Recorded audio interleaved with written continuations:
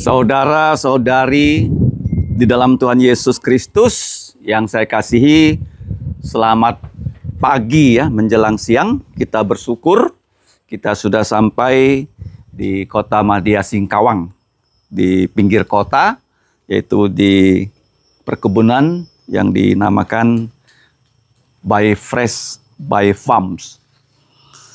Sebelum kita memulai kebaktian singkat, dengarkanlah firman Tuhan. Dan keempat makhluk itu masing-masing bersayap 6. Sekelilingnya dan di sebelah dalamnya penuh dengan mata.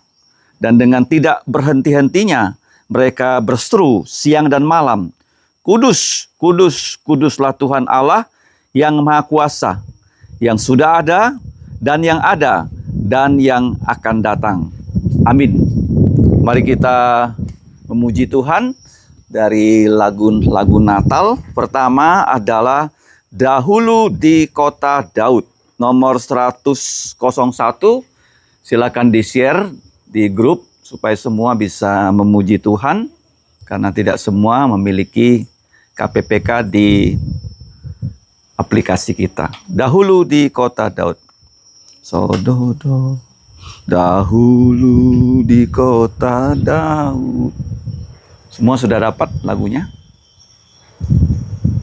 3, 2, 1.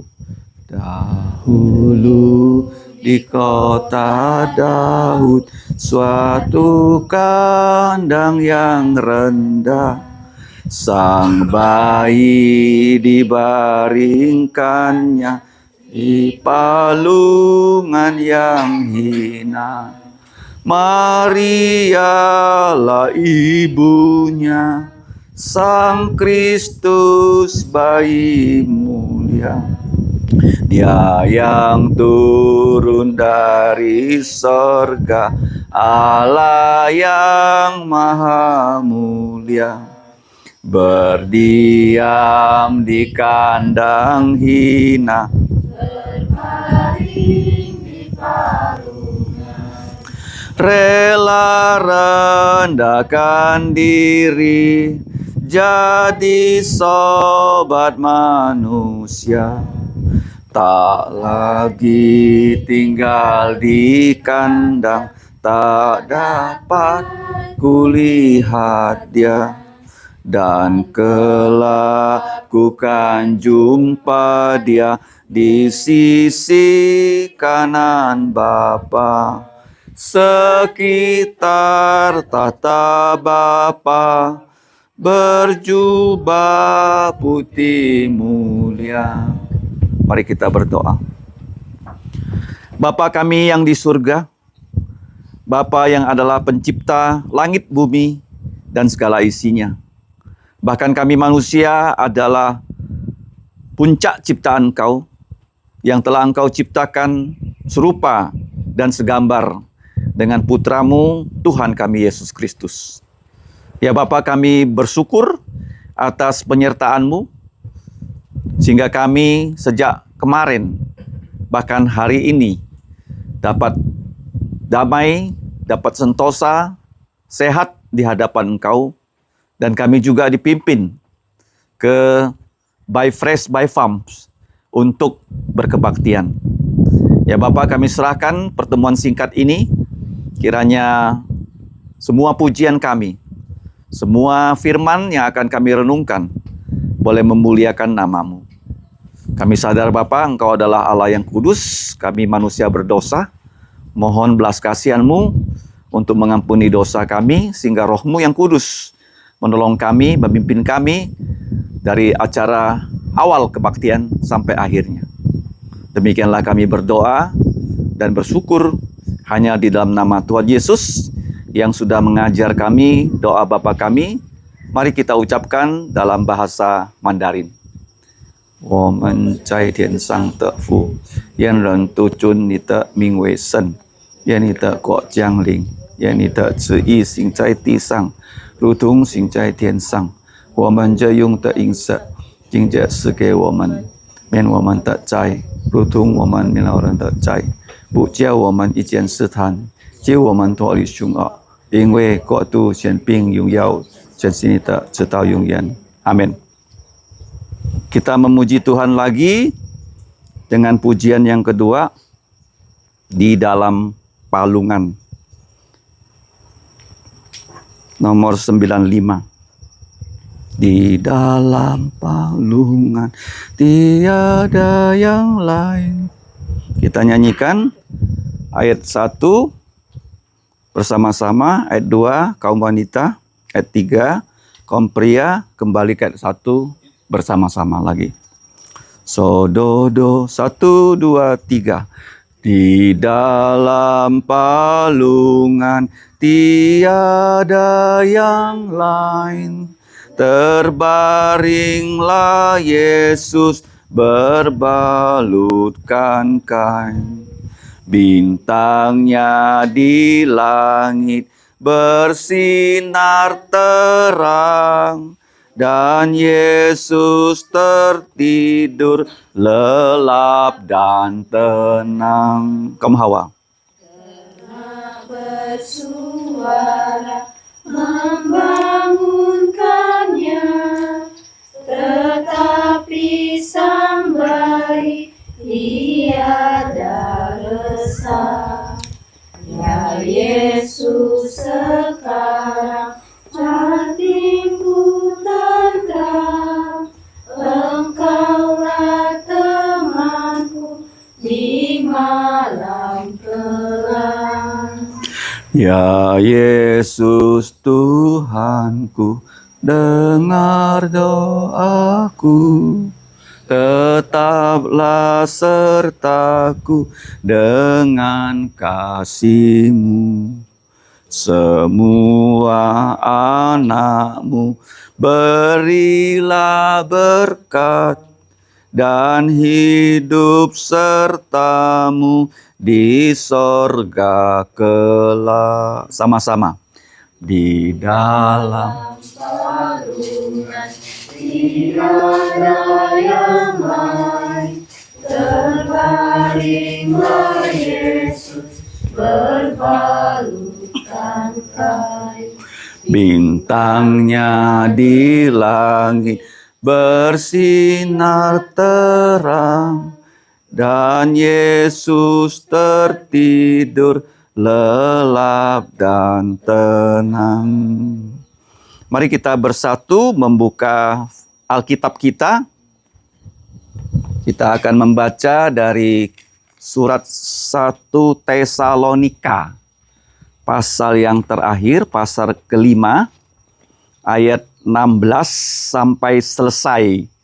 Tetapi setelah ayat 28 ada satu kata yang kurang, yaitu kata amin. Ya. Tolong nanti ditambahkan amin sebagai penutup dari 1 Tesalonika pasal 5. 1 Tesalonika 5 ayat yang ke-16 sampai 28.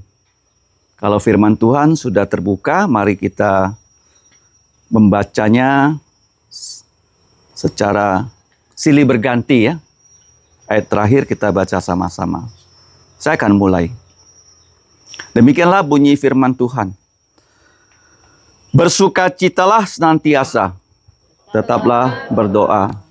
Mengucap syukurlah dalam segala hal, sebab itulah yang dikehendaki Allah di dalam Kristus Yesus untuk kamu. Janganlah padamkan roh, dan janganlah anggap rendah nubuat-nubuat. Pujilah segala sesuatu dan peganglah yang baik. Jauhkanlah dirimu dari segala jenis kejahatan. Semoga Allah sumber damai sejahtera menguduskan kamu seluruhnya, dan semoga roh, jiwa, dan tubuhmu terpelihara sempurna dengan tak bercacat pada kedatangan Yesus Kristus Tuhan kita. Ia yang memanggil kamu adalah setia. Ia juga akan menggenapinya. Saudara-saudara, doakanlah kami. Sampaikanlah salam kami kepada semua saudara dengan cium yang kudus. Demi nama Tuhan, aku minta dengan sangat kepadamu supaya surat ini dibacakan kepada semua saudara. Sama-sama. Kasih karunia Yesus Kristus Tuhan kita menyertai kamu. Amin. Mari kita berdoa.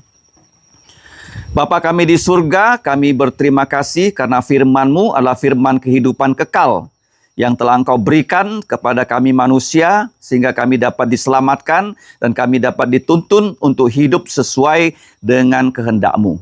Kami bersyukur pada pagi menjelang siang ini kami diberi kesempatan kembali untuk membaca dan merenungkan firman-Mu.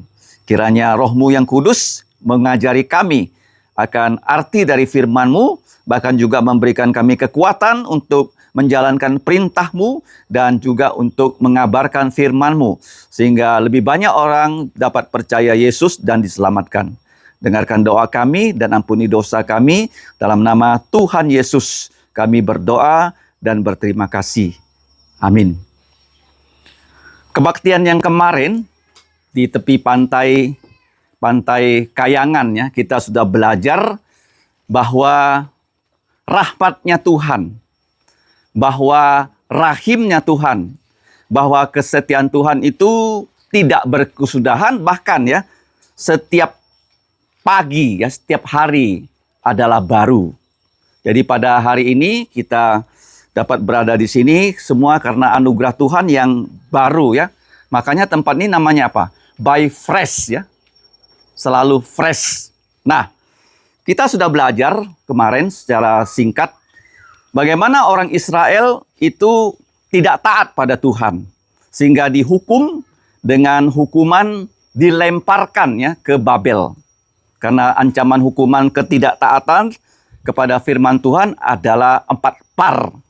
Par pertama apa? Sampar, terkapar, lapar, dan terlempar. Ya, mereka terlempar ke Babel, tapi manusia kalau tidak percaya Yesus terlempar ke dalam neraka. Nah, orang Israel sebelum mereka ditawan sudah diingatkan oleh seorang nabi yang bernama Yeremia bahwa nabi ini adalah nabi yang paling mirip dengan Yesus. Karena dalam pelayanannya dia sering meratap, sering menangis. Kenapa begitu? Karena pesan-pesannya bukan saja tidak didengar, diabaikan, bahkan dia sendiri pernah ditangkap dan dimasukkan ke dalam penjara, yaitu sumur yang sudah tidak berair. Dia mengatakan kepada orang Israel bahwa kalian jangan menyangka bahwa kalian punya Yerusalem yang dibangun oleh Allah, punya bait Allah yang dibangun oleh Raja Salomo, sehingga kalian mengatakan tidak mungkin kerajaan Babel akan datang menghancurkan Yerusalem. Dan itu betul-betul terjadi karena Tuhan menggunakan Babel ya yang jahat untuk menghukum orang-orang Israel yang juga jahat. Tuhan bisa menggunakan siapa saja ya untuk melaksanakan kehendaknya. Nah, kita lihat ya waktu Nabi Yeremia melayani, dia pernah menyaksikan bait Allah yang sangat megah. Ya, sudah disebutkan kemarin bahwa bait Allah adalah bangunan yang paling mahal, bukan per meter persegi. Tadi waktu kami lewat, saudara P.I. Rudi dan istrinya berkata, itu rumah orang kaya di Singkawang. Strukturnya saja, fondasinya, kerangkanya, menghabiskan uang 12 miliar. Oh. Tetapi bait Allah ini paling mahal per sentimeter persegi. Bukan per meter persegi loh. Karena dilapisi emas. Tapi semua itu Tuhan izinkan untuk dihancurkan oleh Raja Babel ketika Yerusalem sudah hancur, bait Allahnya sudah hancur. Maka ya, kitab Ratapan itu menjadi sangat-sangat nyata untuk kita baca. Bukan hanya bait Allahnya hancur, bukan hanya kotanya hancur, temboknya hancur, bahkan orang-orang yang paling pintar, yang paling cakap, yang masih muda dibawa ke Babel.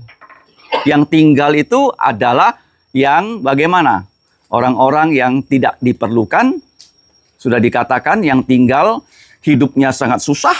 Bahkan kalau kita baca kitab Ratapan ya, banyak ibu-ibu ya tidak punya makan. Mereka memakan bayinya sendiri. Jadi ini suatu ketragisan yang terjadi. Tetapi walaupun Tuhan sudah menghukum umatnya, Yeremia ingat ya bahwa ada harapan. Di mana sesuai dengan kitab Ulangan dan juga waktu Salomo selesai mendirikan bait Allah, dia berdoa.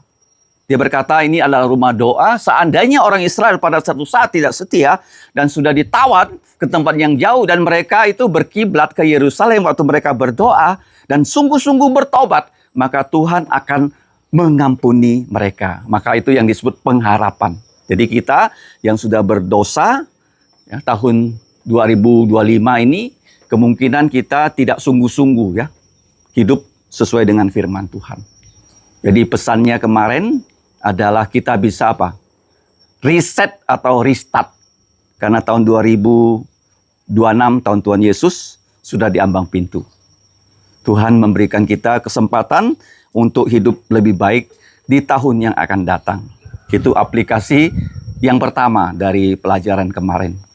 Nah, aplikasi kedua apa?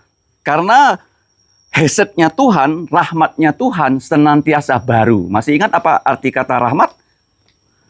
Heset itu Allah tidak menghukum kita sesuai dengan dosa kita.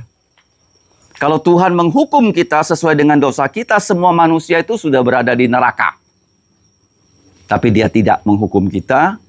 Kenapa begitu? Karena dia punya rencana menghukumkan dosa-dosa kita kepada putranya Yesus di atas kayu salib.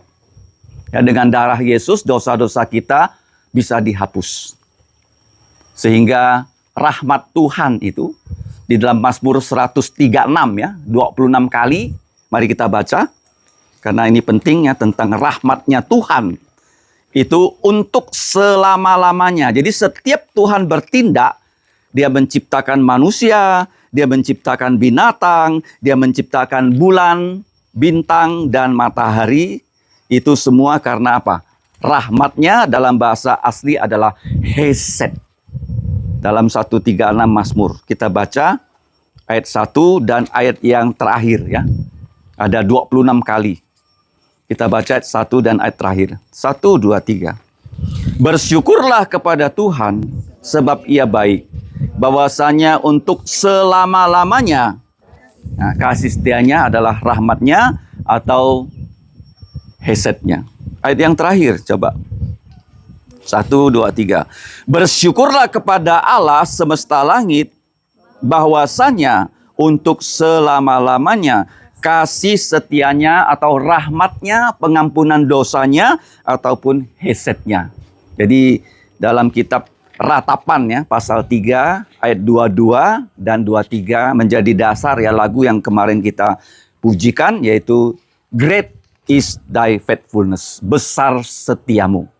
Nah, sekarang kita lihat pembacaan kita tadi dari 1 Tesalonika pasal terakhir ayat 16 sampai 28. Bagian firman Tuhan ini pernah saya sharingkan ya waktu saudara almarhum ya, Temeo Kun. Dia pindah rumah. Ya, dari Hanura Permai pindah ke Purnama. Hanura Permai dia sewa rumah, di Purnama dia beli rumah. Jadi waktu dia beli rumah di daerah Jalan Purnama, karena dia waktu itu masih anggota gereja kita yang sering datang, ya walaupun dia sudah pindah ke gereja di Jalan Purnama, kita diminta untuk kebaktian, yaitu housewarming ya, housewarming. Kita di sana berkebaktian dan ayat-ayat inilah yang saya sharingkan.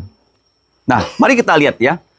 1 Tesalonika pasal terakhir, kalau kita lihat saja dalam bahasa Indonesia ya, itu ciri khasnya kalimat apa? Yang pertama, bersukacitalah. Banyak kata apa? Lah, tetaplah, syukurlah, terus janganlah, ujilah, peganglah, jauhkanlah, dan seterusnya. Kalau dihitung dalam bahasa Indonesia tidak kurang di sini ada 10 perintah. Ya, sering saya katakan kalau kita membaca Alkitab, prinsipnya dibaca, ditandai, terus diapakan tandanya? Diberi batik, garis, dari atas ke bawah, artinya perintah Tuhan turunkan pada kita, titik. Kita tidak bagaimana ngeyel sama Tuhan, langsung jalankan. Itu membuat kita berbahagia. Nah, perintah yang pertama. Perintah kedua, perintah ketiga, kalau saya buat ya dengan kalimat sehari-hari lebih gampang diingat. Yaitu yang pertama, bersukacitalah sentiasa, tetaplah berdoa, mengucap syukurlah dalam segala hal. Ini artinya apa? Yang pertama, selalu sukacita. Selalu apa? Sukacita. Yang kedua, selalu suka doa. Suka apa? Doa, ya. Yang ketiga, selalu suka berterima kasih pada Tuhan. Nah, kenapa dikatakan selalu bersukacita? Bersukacitalah senantiasa. Artinya begini, sukacita dunia itu sementara. Kalau sukacita yang abadi itu Tuhan berikan kepada kita waktu kita percaya Yesus. Jadi waktu kita percaya Yesus, kenapa kita bersukacita? Karena sebelumnya kita adalah budak-budak dosa yang tidak berdaya, dijajah oleh dosa. Tetapi setelah kita percaya Yesus, darah Yesus itu membebaskan kita ya dari perhambaan dosa. Sehingga kita bisa hidup kudus melalui darah Yesus, melalui firman Tuhan. Makanya ketika murid-murid Yesus pergi melayani dan mereka diberi kuasa loh. Kamu bayangkan ya orang-orang kampung tiba-tiba pergi melayani, bisa melayani. Kemudian bisa mengusir roh-roh jahat. Tiba-tiba tuh mereka menjadi orang yang paling terkenal di Israel. Tapi Yesus katakan, kamu jangan bersukacita ketika roh-roh jahat itu taat pada kamu, tunduk pada kamu. Tapi kamu harus bersukacita karena apa? Kenapa? Kemarin ada kuis kan? Di pantai kan? Kalau yang menang, hore! Kalau yang belum menang, lesu. Apa? Kenapa bersukacita? Yesus bilang. Karena apa? Kalau namamu tercatat di surga. Ingat ya, kalau kita sudah percaya Yesus, ya, nama kita sebenarnya sudah ada di surga. Ya, sebelum Yesus menciptakan langit bumi dan segala isinya, kita sudah lebih dahulu ya ditentukan untuk percaya Yesus. Jadi kita harus sungguh-sungguh percaya Yesus dan itulah sukacita kita. Ya, karena kita diangkat ya menjadi anak-anak Allah. Nah, yang kedua, kenapa kita bersukacita? Kenapa? Mazmur pasal 1. Berbahagialah orang yang kesukaannya adalah jadi jangan lupa ya, walaupun kita berdharma wisata, ya begitu bangun tidur, kalau kamu mau bersukacita, maka sukacitanya apa? Ia suka merenungkan firman atau Taurat Tuhan siang dan malam. Nah, biasanya kalau di Amerika ya, kalau disebut farm ya, apa bedanya farm di Amerika dengan farm yang ada di Indonesia? Ada ternak. Kok sini nggak ada? Kok dia sebut farm? Ya masih kurang ya. Nah, kalau di Amerika itu begitu banyak sapi, Australia juga banyak sapi. Ya, satu dari anggota gereja kita namanya Hansen, dia bekerja di pabrik pemotongan hewan. Di bagian pabrik itu pengalengan sapi. Ya, di Sydney. Jadi begitu banyak sapi itu di Australia, sehingga sapi-sapinya tuh dijual ya, bahkan sampai ke Indonesia sangat murah. Cuma daging sapi itu murah sekali loh. Ya, hampir sama harganya dengan daging ayam. Cuma di sini kenapa mahal? Karena yang beternak sapi itu orang Madura. Dia ngarit. Ngarit. Setengah mati dia ngarit. Nah, kalau di sana enggak. Ya, di Swiss di mana tuh mereka menggunakan mesin-mesin untuk membabat rumput. Jadi rumput-rumput di Swiss itu kenapa cantik ya? Ya, waktu saya ke Swiss, kenapa gunung-gunungnya banyak rumput tapi rapi? Karena dipotong dengan mesin. Begitu mereka potong rumputnya, mereka simpan rumputnya, mereka pak dan dipakai waktu musim dingin untuk makan ternak di kandang-kandang.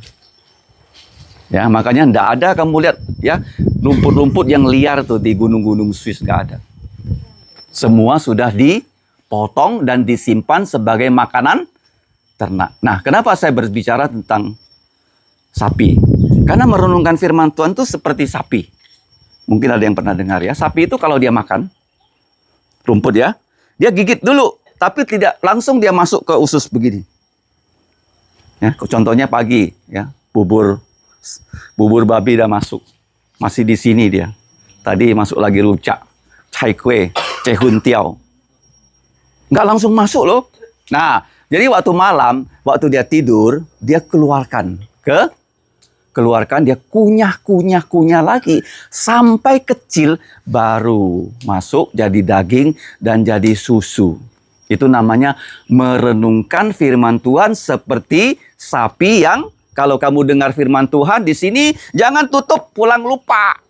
Ya, pulang sampai di Pontianak buka lagi Ratapan 3:23 apa isinya? Hafalkan. Ya, 1 Tesalonika 5 apa isinya? Dihafalkan. Jadi sukacita ada dua hal, sukacita karena sudah percaya Yesus, yang kedua sukacita karena kita bisa merenungkan firman Tuhan. Ya. Pertama, selalu sukacita, kedua selalu suka doa. Makanya ada lagunya kan? Anak-anak di SKC hafal ya. Apakah guru-gurunya hafal? Tes. Di sini doa, di sana doa, di mana-mana selalu berdoa.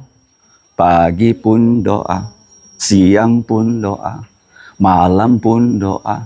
Haruslah kita rajin berdoa. Sapa Bapa sesal dosa, berkat Tuhan disyukuri, kawan teman didoakan lebih dulu. Jangan lupa doa untuk gerejanya dan negara, keperluan diri kita didoakan. Ayo doa, tekun doa dalam nama Tuhan Yesus. Minta Bapa laksanakan kehendaknya. Amin. Jadi untuk kita punya pengharapan yang bisa dipenuhi, kita harus rajin berdoa dan berlutut. Ya, karena berkat itu identik dengan berlutut. Jadi sukacita karena sudah selamat, bisa belajar firman Tuhan. Suka doa. Yang berikutnya, suka mengucap syukur. Suka apa? Mengucap syukur. Mengucaplah syukur dalam segala hal. Nah, jadi kata mengucap syukur ini sangat unik ya dalam bahasa aslinya. Artinya kita menerima karunia yang baik dari Tuhan, itu mengucap syukur. Eukaristo. Kita selalu mengucap syukur. Ya seperti Yesus waktu dia sebelum membagikan roti. Dia mengambil roti, dia mengucap syukur, baru dia memecahkan roti perjamuan dan dibagikan pada rasul. Itu yang pertama. Yang kedua, Yesus juga waktu dia mengambil cawan perjamuan, dia juga mengucap syukur dulu loh, baru dia bagikan cawan itu. Jadi kita juga harus sama dengan Yesus. Sebelum kita melakukan segala sesuatu, hendaklah kita menjadi orang yang suka mengucap syukur. Pertama, selalu suka cita. Yang kedua, selalu suka doa. Yang ketiga, selalu suka berterima kasih pada Tuhan. Sudah 3 ya. Nah, kemudian ada 2 perintah berikutnya, yaitu jangan-jangan. Jangan apa? Jangan memadamkan roh. Artinya begini ya, kalau kita belajar firman Tuhan, kita bisa mengerti firman Tuhan, itu adalah karena kita punya maha guru. Walaupun kamu jadi guru, tapi ada maha guru yang menjelaskan firman waktu kamu mengajar firman, itu adalah Roh Kudus. Jadi Roh Kudus itulah ya yang menjadi maha guru kita waktu kita belajar firman. Jadi jangan dipadamkan ya roh. Begini, kalau orang belajar firman seperti 2 murid yang berjalan ke Emmaus, mereka belajar firman dari Yesus, mereka merasa ya lubuk jantung mereka berkobar-kobar ketika mendengarkan firman Tuhan. Jadi waktu kita belajar firman ya, khususnya seperti saat ini ataupun di gereja. Nah, jangan sampai waktu firman Tuhan itu disampaikan, justru kita pergi kencingnya 15 menit. Waktu pulang ke dalam gereja, poin 1 sudah selesai. Ya, ada orang seperti itu kan. Dia pergi jalan dulu. Jadi firman Tuhan tidak didengar dengan utuh. Ya, jadi kalau kita mau pergi ke WC, waktu anak-anak pergi sekolah minggu, keluarlah dari situ. Ikut ya, pergi ke WC, minum. Tapi waktu sudah doa penggembalaan, pelajaran firman, kita harus duduk seperti siapa? Maria di kaki Tuhan Yesus. Paham ya? Jadi jangan seperti ibu-ibu yang di gereja kan. Nah, kita sudah dewasa semua, apalagi di sini ya, kita sudah menjadi pelayan-pelayan ya di gereja. Jadi jangan padamkan roh. Berikutnya, jangan apa? Meremehkan nubuat. Sama itu. Jangan meremehkan nubuat, itu sama dengan jangan padamkan roh. Jadi Roh Kudus bekerja. Kalau kita berdosa, kita ditegur. Kalau kita belajar firman, kita dituntun. Nah, jangan remehkan nubuat. Nubuat itu adalah 12 karunia yang diberikan Tuhan kepada kita orang percaya. Yang disebut khotbah ya. Karunia khotbah itu ada di 1 Korintus 12 dan Roma 12. Ya, khotbah adalah karunia yang Tuhan berikan sampai saat ini. Sehingga kalau kita bisa menyampaikan firman Tuhan ya kepada anak-anak, itu karunia yang boleh dikatakan nomor 1 ya dari semua karunia yang ada.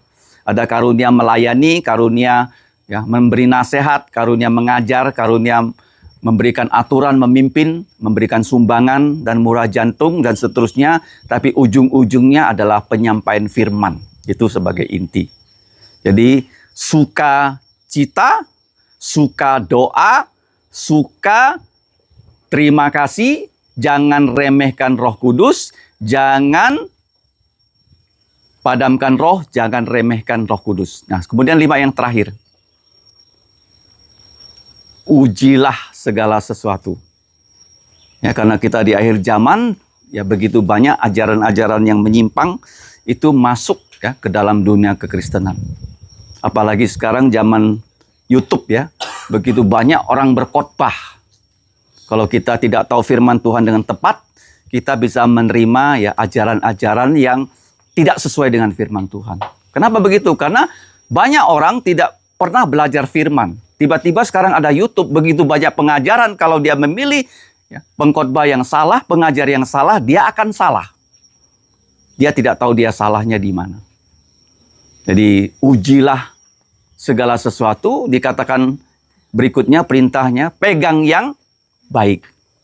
Jadi jangan sampai kita menerima semua yang diberikan pada kita, tapi kita harus memegang yang baik. Kemudian yang ketiga, jauhilah segala kejahatan. Jauhilah segala kejahatan. Kalau kita berpegang pada yang baik, pasti ya secara otomatis kita menjauhi hal-hal yang tidak baik, ya, hal-hal yang jahat. Makanya dalam doa Bapa kami ada perkataan apa? Janganlah membawa kami ke dalam pencobaan, tetapi lepaskanlah kami dari yang jahat. Jadi kalau kita berdoa, doa Bapa kami, tidak perlu lagi ya kita mengatakan, demi nama Yesus aku tangkis engkau setan dari ruangan ini. Aku ikat engkau roh jahat di sini, supaya jangan mengganggu kebaktian kami. Setannya nggak kelihatan, rohnya nggak kelihatan, kamu panggil-panggil. Setiap kebaktian ada panggil setan. Tapi dengan doa Bapa kami cukup nggak? Lepaskanlah kami dari yang jahat. Sudah cukup.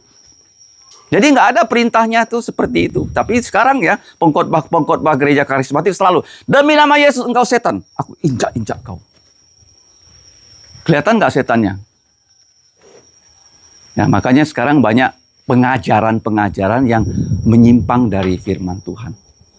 Nah, jauhkanlah diri dari segala yang jahat.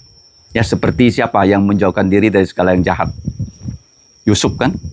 Ketika digoda oleh istri majikannya, dia cepat-cepat lari. Jurus apa itu kalau lari?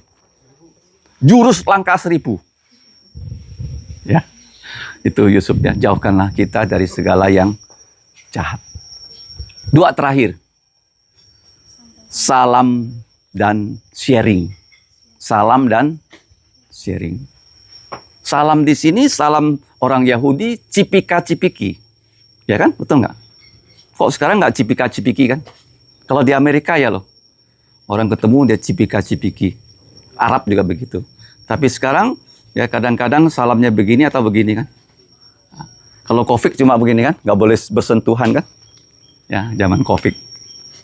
Jadi salam itu artinya apa tuh salam? Salam itu orang Israel menyapa kawannya dengan shalom. Shalom. Kalau kita menyapa, bukan shalom maju dulu, tapi kita kabarkan Injil ya kepada anak-anak. Salam orang Indonesia apa? Selamat pagi. Ada selamat nggak kalau dia tidak percaya Yesus? Kita ngomong ya ke anak-anak. Anak-anak, selamat pagi. Mereka selamat nggak kalau Yesus datang, kalau tidak percaya? Salamnya kosong kan? Jadi sebelum kita betul-betul menyapa orang dengan kata selamat, salam, shalom, betul-betul kita harus ya memperkenalkan Yesus pada orang itu. Supaya mereka sungguh-sungguh percaya dan mereka betul-betul selamat. Bukan binasa. Karena lawan kata dari selamat adalah binasa. Jadi sampaikanlah salam ya dari semua yang melayani kepada semua di gereja. Artinya begini, kami semua yang melayani sungguh-sungguh percaya Yesus, dan kalian yang di gereja Tesalonika jangan ada satupun yang tidak sungguh-sungguh percaya Yesus. Kamu jangan anggap ya bahwa di gereja semua orang akan masuk surga. Belum tentu ya. Orang yang lama ke gereja, sudah dibaptis, sudah sungguh-sungguh percaya Yesus. Jadi penting sekali ya, kita memastikan diri kita ya, sudah betul-betul ya, percaya Tuhan Yesus. Bahkan begini loh, waktu kami sekolah Alkitab, Pendeta Timothy itu selalu menyampaikan Injil loh kepada orang yang di sekolah Alkitab. Kamu bayangkan orang yang sudah di sekolah Alkitab, yang menjadi calon ya dari hamba-hamba Tuhan, masih dikabarkan Injil, 4 poin Injil. Apa tuh Injil? Kabar baik. Apa kabar baik? Coba, apa kabar baik? 1 Korintus 15, sebutkan. 1. Tuhan Yesus Kristus sudah mati untuk dosa-dosa kita sesuai kitab suci. Itu Injil harus kita sampaikan. Itu yang pertama. Yang kedua, apa buktinya dia mati? Dia dikubur. Sungguh-sungguh mati. Yang ketiga, dia dibangkitkan pada hari ketiga sesuai kitab suci juga. Jadi sebelum mati sudah dikasih tahu dia akan mati seperti apa. Kemudian sebelum bangkit, ya dalam Mazmur 16 dikatakan dia akan bangkit setelah dia mati.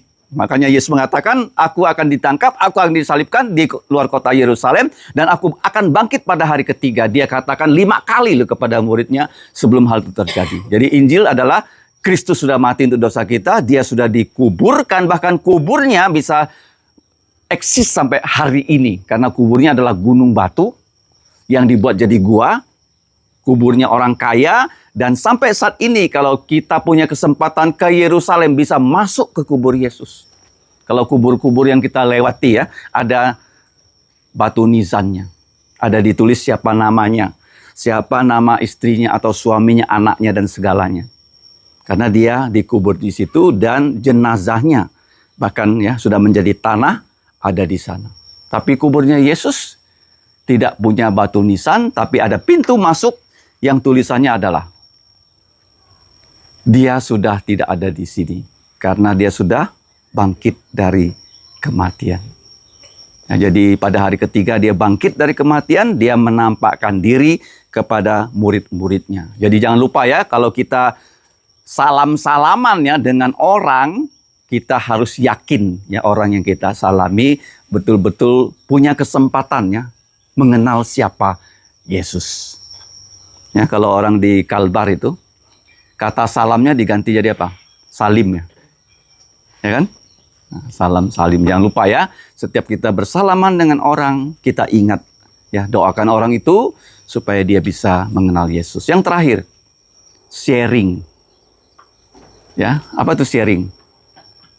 Sharing, bacakanlah surat ini kepada semua saudara.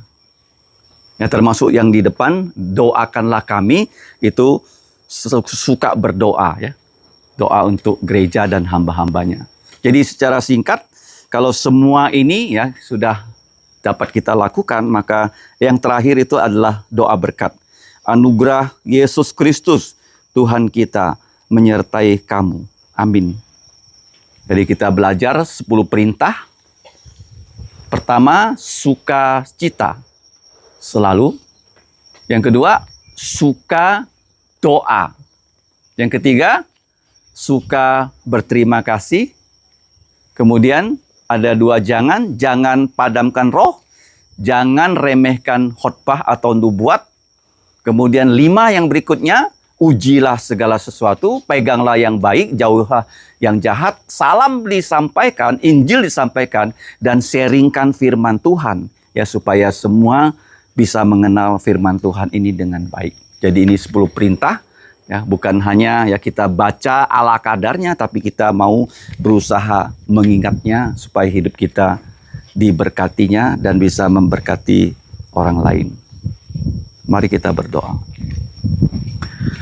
Bapa kami di surga, sungguh kami bersyukur di ruang terbuka ini, firman-Mu dapat dibukakan di mata kami, bahkan diperdengarkan di telinga kami. Tolonglah kami ya Bapa, senantiasa suka akan firman-Mu. Kami bisa menjadi orang yang bersukacita karena firman-Mu bertahta di dalam lubuk jantung kami. Ya Bapa, kami menyerahkan hidup kami, kiranya Engkau memakai kami sebagai pengajar-pengajar di bidang-bidang yang sudah Engkau percayakan. Kami juga tidak lalai menjadi pengajar-pengajar firman-Mu kepada anak-anak yang sudah Engkau percayakan kepada kami. Sehingga jangan ada satupun mereka tidak mengenal Yesus dan binasa. Tolonglah ya Bapa, supaya melalui pelayanan kami, banyak orang bisa percaya Yesus dan nama-Mu dimuliakan. Dengarkan doa kami, ampuni dosa kami. Dalam nama Tuhan Yesus, kami berdoa dan berterima kasih. Amin. Kita tutup dengan berdiri, pujian yang terakhir. Nomor 88. Dunia gemar dan soraklah. Do si la so fa mi re do. Dunia gemar. Kalau yang belum ada di HP, tolong di-share-kannya supaya semuanya bisa menyanyikan pujian yang terakhir ini. Ditulis oleh Josh Frederick Handel ya, seringkali dikatakan nadanya sangat khas ya.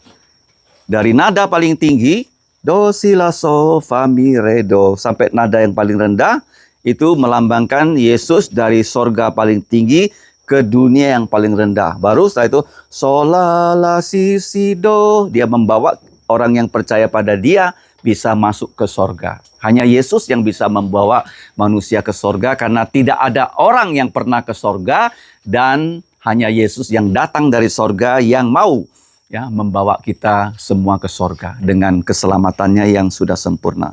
3, 2, 1. Dunia gemar dan soraklah, Rajamu lahirlah. Beri jantungmu kepadanya, bersama nyanyilah, sama bersama nyanyilah. Dunia gemar dan nyanyilah, Tuhanmu bertata. Bumi, laut, gunung, lembah, bersoraklah terus. Bersoraklah terus, bersoraklah terus. Yesus memerintahkan dunia dengan anugerahnya, keadilan dan kebenaran, dan ajaib kasih-Nya, ajaib dan ajaib kasih-Nya.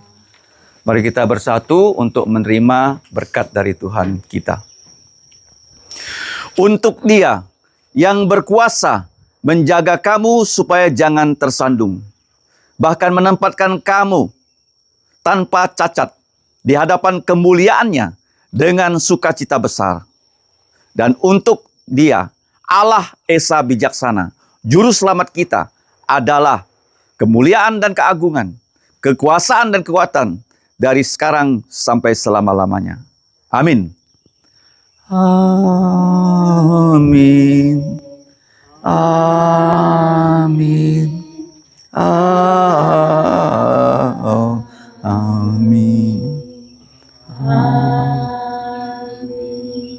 Silakan duduk.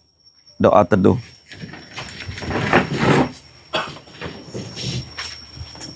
Tuhanmu memberkatimu dan melindungimu. Tuhan memberkatimu. Tuhan melindungi, menyinarimu, memberi kasih karunia. Tuhan menyinarimu dengan wajahnya, memberi kasih karunia, damai sejahtera diberi Tuhanmu.